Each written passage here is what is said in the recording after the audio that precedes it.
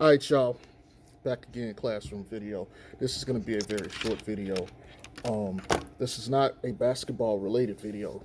So, I'm going to start a series on YouTube about what I call the sacred arts of macking for short.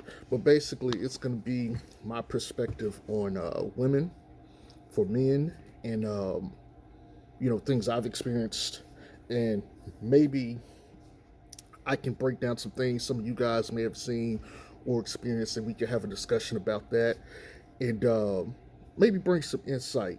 You know what I'm saying? But to this is gonna be kind of like a synopsis, like an intro level into what I talk about and everything. And it's not like I said, it's not gonna be a long video. It may not be 10 minutes, but you know, I'm gonna go ahead and get this done for you guys, and then you'll start seeing more content about this pop up on the channel. Um, so anyway, here's my thing. I if you guys were on DJ's live yesterday, I kind of got into a conversation with them about Kevin Samuels and stuff. But here's the thing. My life went through a couple phases.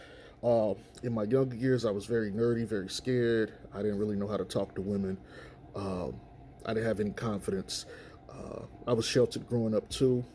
As I got out on my own and eventually joined the military stuff, I started to develop, started learning how to talk to women.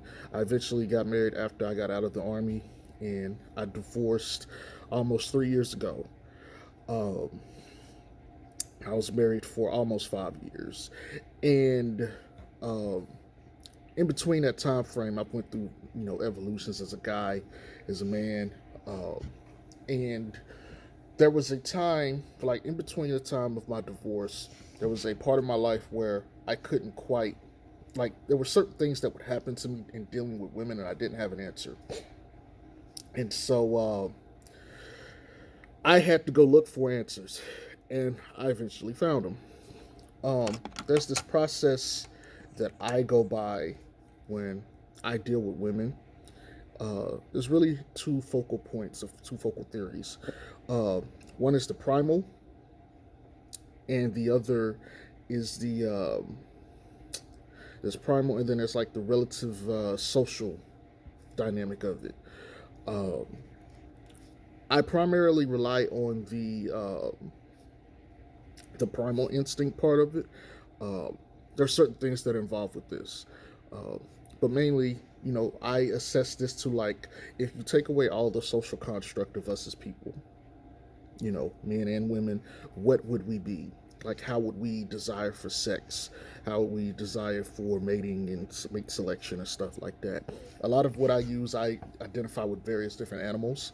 Um, Male animals versus female animals. Technically, humans are animals, um, but I use a lot of that to figure out things human based to make the process and the understanding of it easier.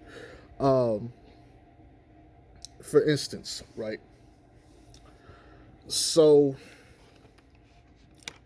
with pit bulls, you know, I've seen a video. Maybe if I find it, or if I feel like not being lazy, I'll go look for it. Um, there's two pit bulls, a girl and a guy. They're both barking at each other viciously, like they're about to kill each other. And it's set up in a way so it looks like they're about to have a dog fight. Now, there's two owners. They're holding their dogs. So they're barking at each other like they're trying to kill each other, right? Especially this one dog. It's the girl. The owners let the dogs go. Barking, barking, barking. They come up to each other. The male dog starts sniffing her a couple times, and then he gets on top of her, starts handling his business. Now, come to find out that women, at least in the animal world, do not want insufficient data. They do not want insufficient males to reproduce with, right? There's certain things that men have to have to get invited into, the female's body. Having said that, there's certain things that guys have to have to get invited inside the female's body, right? Uh, pimps, players, Macs, they understand this on a subconscious level. Sometimes consciously, they're aware of it. Um, but a lot of this stuff is the same cross species. It don't matter. It don't matter if it's a freaking fly on the wall. It don't matter if it's a lion in the jungle or a gorilla. A lot of this stuff still varies side to side. Um, I will just put this out here and make it plain. Women do not want beta males to have sex with. They want alphas. They want the best of the best. Uh, and so when it comes to these animals, like with the lady barking and chirping and causing a ruckus and trying to be crazy, is to make sure she didn't get insufficient, males. She need a male that's going to give her the best kids for the best chance of survival and the best figure to stand over him. If the male can't overcome and suppress her, he has no reason to be inside of her. Now, as that relates to people, we get a lot of women out here that display certain kinds of behaviors and things to defensively protect themselves from unfit males. But humans are also messed up on the social side because we have these other things. But innately, I'll tell y'all this: women look for a couple of things in guys.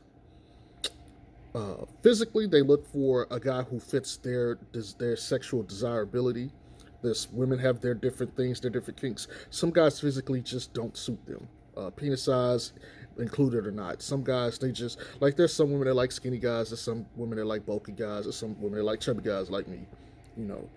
But outside of that, there's certain other things that guys can do to influence those situations or influence or up their chances of getting those women. I'm sure we've all heard women say, okay, he was good, but then he talked himself out of the pussy. So that happens, right? You can do things to take you out of the running where I put it like this: women typically know within the first couple minutes of meeting you if they're going to give it to you or not, right?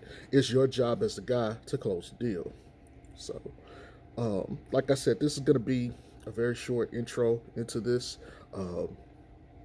I'll probably hit y'all with another video either today or tomorrow. We'll start discussing certain little tidbits and whatnot.